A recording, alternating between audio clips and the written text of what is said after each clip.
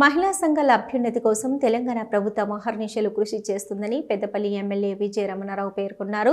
Peddapalli municipal కార్యాలయంలో ఏర్పాటు చేసిన ఇందిరా మహిళా సంఘాల సంబరాలు కార్యక్రమానికి ముఖ్య అతిథిగా హాజరై మహిళా సంఘాలకు 1,03,00,000 విలువైన వడ్డీలేని రుణాలను పంపిణీ చేశారు.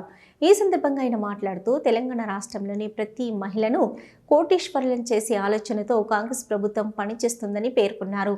రాబోయే రోజుల్లో మహిళా సంఘాలకు వ్యాపారం చేసుకునేందుకు వడ్డీ లేని రుణాలు ఇవ్వడంతో పాటు వారి అభ్యున్నతి కోసం తెలంగాణ ప్రభుత్వం పాటుపడుతుందని తెలిపారు.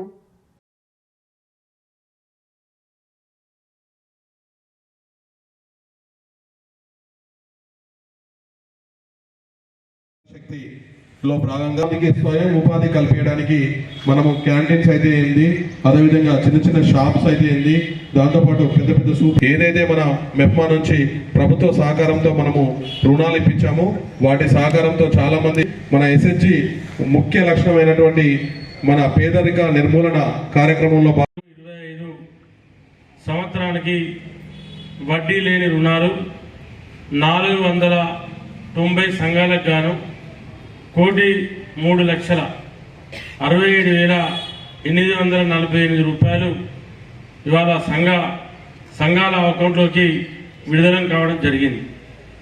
పెద్దపల్లి మున్సిపాలిటీకి సంబంధించి 2024-25, 25-26 ఆర్థిక సంవత్సరానికి సంబంధించి బ్యాంకు లింకేజ్ లోన్స్ 315 సంఘాలకు గాను 49,20,00,000 రూపాయలు మరి ఆనాడు లింకేజ్ రుణాలు ఇప్పించడం జరిగింది.